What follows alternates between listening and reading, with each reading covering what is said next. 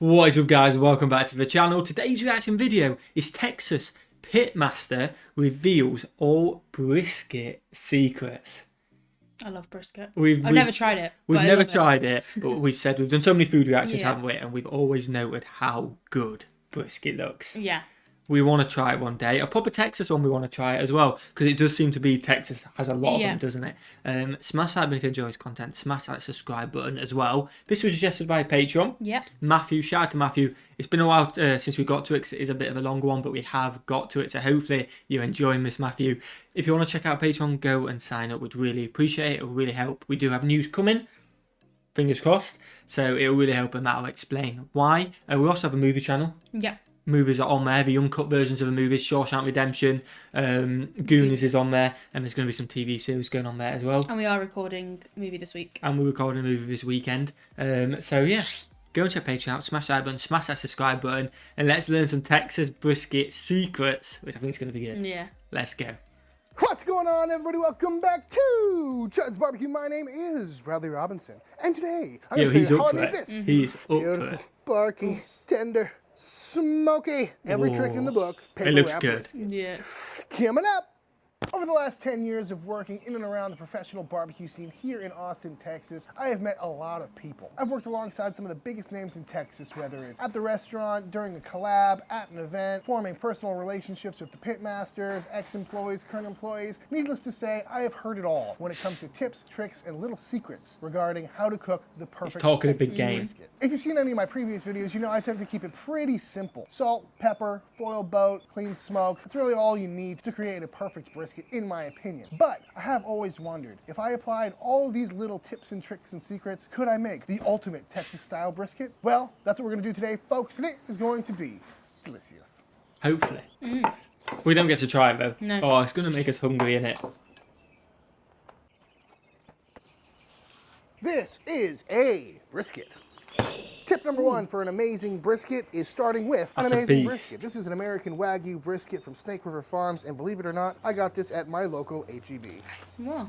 Wagyu, isn't that like a really expensive one? Wagyu steak A and good trim is 100% necessary. We'll just And have I know normal I've trimmed brisket. briskets on this channel many a times before, and I'm just going to keep doing it because I kind of like it, and I think it's beneficial.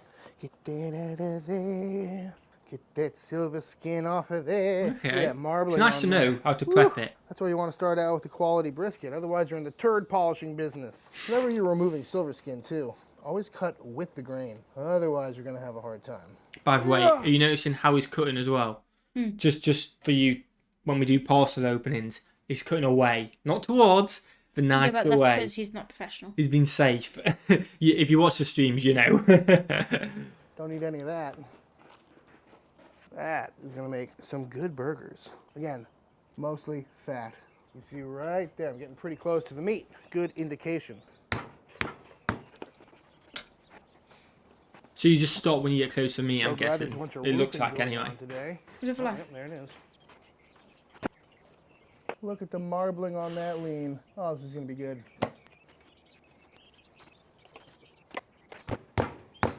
Some places pound their brisket, helps tenderize the point meat a little bit. I'm doing it just so it sits a little flatter. Oh, that's got a hand on it. That is a nice looking, nicely trimmed brisket in my opinion. Clean on the back, rounded edges, looking good to me. So down here in Texas, everyone says they put nothing but salt and pepper on their briskets. I think that's the way to go, salt and A lot pepper. of big name places put a little bit something extra in there. Sometimes it's just some garlic powder or some onion powder or something like that. But the majority of places that are trying to mimic that John Lewis style of barbecue use this. Bam! Lowry's seasoned salt. This stuff is pretty tasty. It's got some garlic, Never and heard some of it. onion in there, a little bit of sugar, I believe. And because it's seasoned salt, they can still get away with saying it's just salt and pepper. Kind of sneaky. So for our rub today, I'm going in with 2 parts black pepper, 1 part kosher salt. Well, almost 1 part. How did he You have to miss? look into the viewfinder when you're making rubs. And 1 part Lowry's seasoned Right, make sure you salt. get it in. There you go. Simply enough, we're just gonna mix this all together. And you could put this in a shake bottle, much like this one. A lot of places do that. I'm not a big fan of the shake bottle. I think I have more control just by grabbing it. And I don't need to worry about the granules settling nearly as much. That's why I'm doing this in a quart container here. And there you have it, some authentic Texas barbecue rub. Next up, we gotta have something to help this rub stick, right? So we're going on with our mustard slather. You've seen me do this before. This is mustard and hot ooh. sauce, I wouldn't have Frank's thought Red that. Hot. Pretty much in equal parts, just because mustard's a little too tacky and hot sauce is a little too loose. And you can use whatever you want as a slather. Traditionally around here, what you're gonna see a lot of is mustard and pickle juice. But I don't have any pickle juice. We'll go with mustard. I like the idea Pickle of juice sounds mustard and weird. hot sauce. We're not really going to get much flavor out of this, but if there's a chance, might as well add something with some good flavor to it. Just Okay. gonna go at this pretty aggressively with. So I take it as just stick it Don't on pretty forget much. the edges. Rookie move. And that is looking pretty good to me. Always start fat side down because this is your presentation side and you want it to be as pretty as possible. And again, you don't need too much slather. It's kind of why the mustard is nice because you can really see what you're doing, as opposed to something like water or oil. Put it on there, tack it up real nice. God, this feels so weird. I haven't done a slather on a brisket in a very long time. And to be clear, we I do really none want of to do this. at Leroy and Liz. There we go. Try and counteract the wind. Not, by the way, when I say I really want to do this, not just slather a brisket. Yeah, you want to eat it. I want to cook a brisket. That sounded a bit weird then. Looking good. All right, I think we're just about there. Again, double check your edges. So You want a much. nice There's even a lot coat, going maybe into a it, little isn't it? heavier on the fatty side, just because there's a. I did wonder how we actually All right, created there we that, have it. Yeah, kind I of did too. That texture. is your Central Texas I thought it was style charcoal. brisket. Okay. Oh, Like it's just been burnt. charcoal burnt, yeah. Damn it!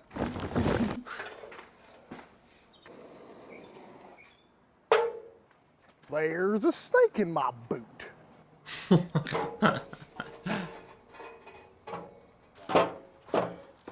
We are going to rock this pit at around 250 degrees for the first few hours of this cook. And the Takes reason a for while, that is doesn't it? Because the first 3-4 hours of any brisket cook is when the 3-4 brisket is going to first. absorb the majority of its smoke flavor before it gets too cooked. So by lowering the temperature to around 250 for the first few hours, it's just going to be a slower process, a smokier process, and we're going to get a little extra smoky flavor on our brisket. As always, fat cap facing up, fatty side towards the fire. We're not too close to the exchange, and we're also not too close to the chimney because there's going to be a little bit of back heat right in this region. Right there is exactly where we want it to be.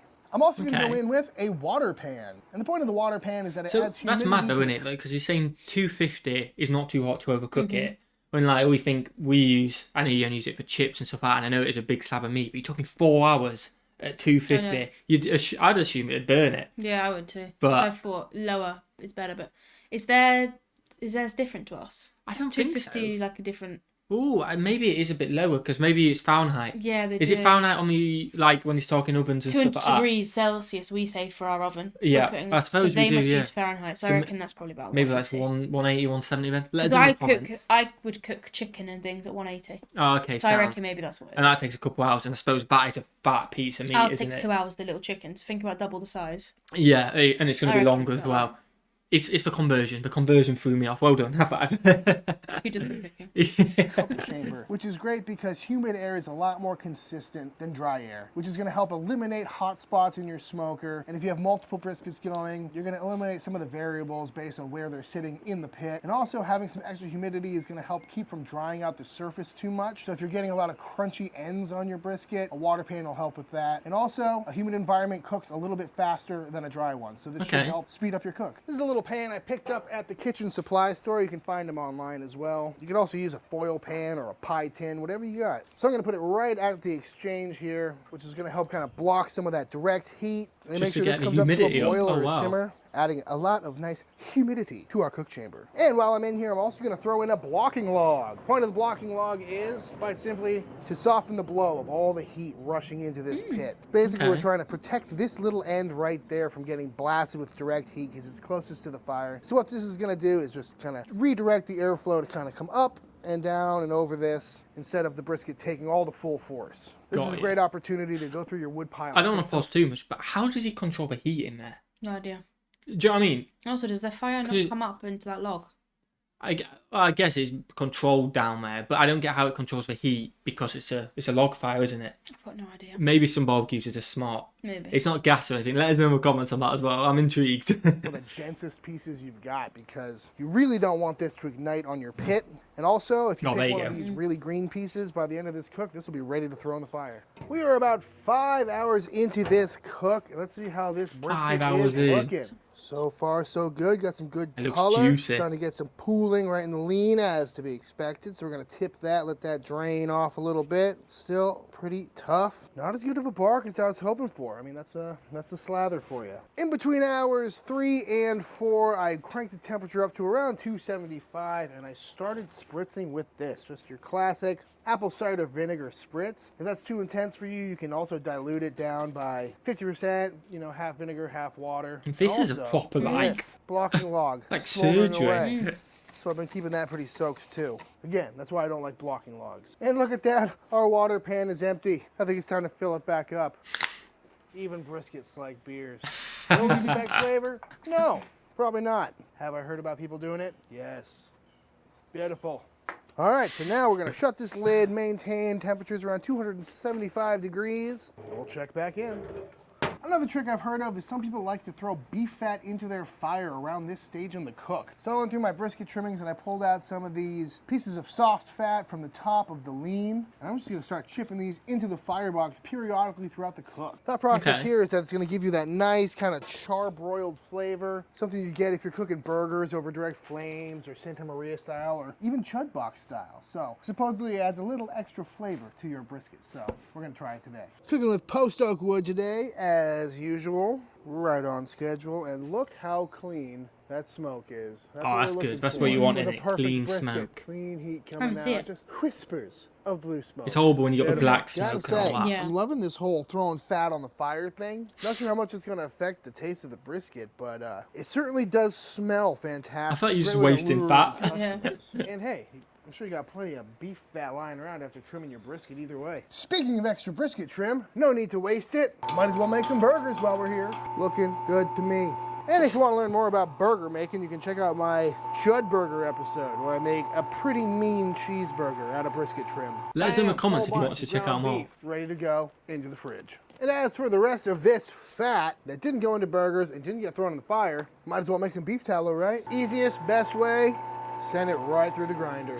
You can also just cut this up really small, but if you got a meat grinder, this is gonna make it as fast as possible and as the most efficient, meaning you're gonna get the most tallow for your yield as opposed to leaving What it is in tallow? big chunks. No idea. I don't know what that is. Perfect. From here, your best bet is to throw this into a pan and reduce it down, but I want to put a little smoke on it first. So, into the smoker it goes, just for a little bit. Does it taste like eating fat This is a though? little trick I I picked don't up know. from Like, I've Michael never Wine. heard of tallow. Is I it? don't know, that makes me feel weird. Is it cooked fat? It must be, mustn't it? But let us know in the comments if that's quite nice or not. But sometimes fat's not too bad. So maybe cooked it'll be all right. We make smoked beef fat tortillas. Ooh. They're good. And having some smoky beef tallow around is never a problem in my book. We're about 7 hours into this brisket cook, and I have swapped my vinegar spritz out for a Worcestershire spritz. And what that's going to do is really help with this color right at the end while adding some pretty nice flavors. Okay, at least that we're are gonna towards the end roast at 7 on hours. there just for the next few hours. You could also dilute this with half Worcestershire, half vinegar. But I'm going straight Worcestershire sauce because I want to add those unique notes and get that nice darkening effect on the crust. So I'm going to spritz this for another couple of hours, and then we're going to wrap it up. I also got rid of the blocking log hours. because I've now got this pan of fat in there. But I'm a little concerned about this part of the lean getting a little too crispy. So I'm going to take one of these little pieces of foil here and just protect that edge, because that's the driest part of the whole brisket, and I want to make sure that it's protected and stays nice and juicy. Okay. Oh my god, it's night time. It's night Still time. got it. We're about 8 hours, almost 9 hours into this brisket cooking. That behemoth has finally gotten through the stall. I could have wrapped it a bit sooner, but I really wanted to build that bark up a little bit because paper wrapping tends to soften the bark up. So either way, I got 2 pieces of butcher paper about this big. That's all you need. You don't need anything too gigantic. But I'm simply gonna take my spritz and I'm gonna get this paper nice and wet. And that's just gonna help with the wrapping, making sure everything folds a little easier, a little tighter. And when it comes to paper wrapping your brisket, it really could not be easier. First things first, we're gonna go flap over the top. He's looked after it so in. much and then just We're dropped gonna it. hug this natural curve right now. Same with this side.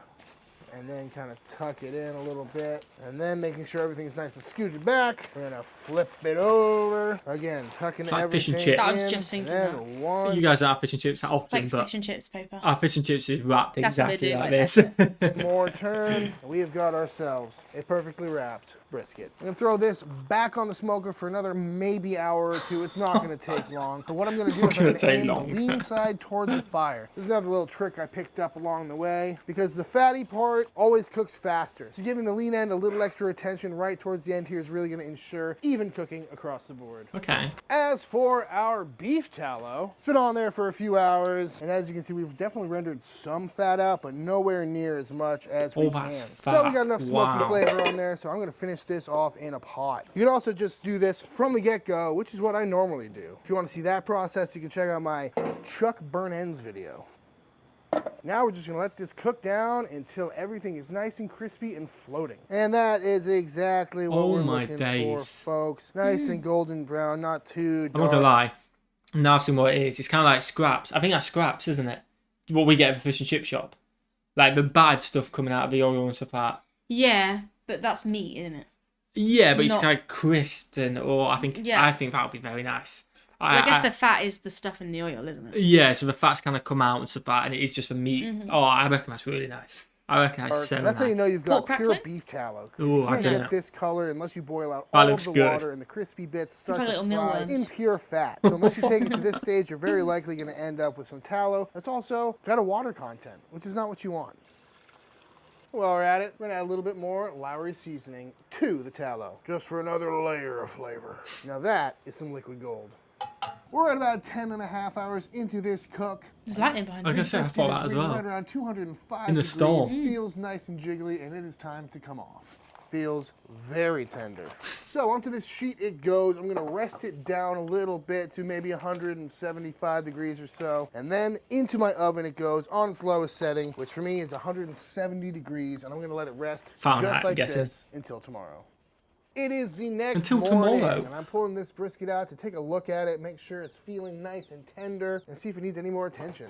This is generally how they do it at most barbecue joints. They'll put their briskets in the warmers around 10 o'clock, midnight or so. Then the next morning around 8 or 9, they'll go through, feel them all, make sure they're all feeling tender. If there's any that need a little more attention, they can bump up the temp of the warmer, and just make sure everything's looking right. And luckily, this is looking just right. Look, it's all that's jiggly. incredible. It is tender. jiggly, isn't it? Got that jiggle factor to it. Bark is looking real nice. Clearly got some really good jiggle to it. We know this is super tender, but the real trick is to feel the underside. Feels nice and pliable. This thing is looking good. And it's at this point that they'll go through and add the tallow. That's what we're gonna do right now. I got this tallow that we rendered down last night. And we're just gonna dump some on, and that's just gonna make sure it's nice and juicy while it finishes resting. It's gonna give it that gloss, and that sheen. Do you eat the little crispy think you bits? do, maybe. They looked gorgeous. They remind me of scraps. Maybe I'm an idiot and you don't eat them. Maybe you just needed this. We didn't know what tallow was, did No. we? But if you do eat them, they look gorgeous. The folders look so good. Make sure nothing is dry on the cutting board. And now we're just gonna wrap this right back up into the oven for another couple hours, and then it'll be time to slice on in. This is a lot of effort to make. It looks gorgeous All right, though, folks, but oh I my think it's time to days. see how this came out. One thing to bear in mind, even though I had my oven set at 170, this thing was holding around 160 the entire time, so don't be too scared if your oven doesn't get very low. Boom, big reveal. Oops. That looks pretty good to me. It does look good, doesn't it? Hard to beat that, folks. Nice and juicy. Oh, you know it's tender. Yup. And yes, jiggle factor is there. I'd say that's pretty juicy. Oh, that looks good, Burn doesn't it? end, don't mind if I do. That is so tender. So marbled. It's like cutting butter. It's like jelly, isn't it? Yeah. Let's just have a moment of silence for this piece right here. Nice soft bark. That's what we're after with the paper. God, it's so soft. Oh, I think it's time to give this a taste test. Like I say, she's teasing us. Mm-hmm. Oh, wow. Cockburn! You gotta get in on this, dude. You can barely pick it up. Yeah, it's definitely on the tender side. Oh my God. It like barely can hold itself. That is friggin' delicious. So you pulled out all the stops on this one, huh? All of them. Every one I've ever heard of. See how that lean came out. Looking pretty good to me. Holding up. Yes, please.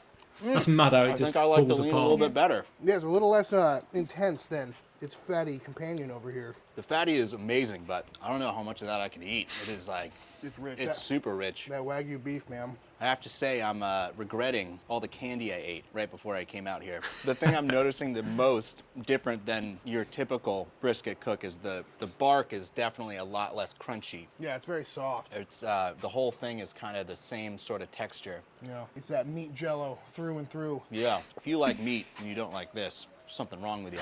That is indulgent, to say the least. It is so Very good. rich, very flavorful too. All those little tips and tricks along the way definitely paid off. Usually the briskets I make that are just salt, pepper, foil boat is very beefy, Yeah, you know, smoky, kind of hearty. This has got a lot more nuance to it. Okay. definitely. And it's good. It is good. Um, Long day sweating in the shop.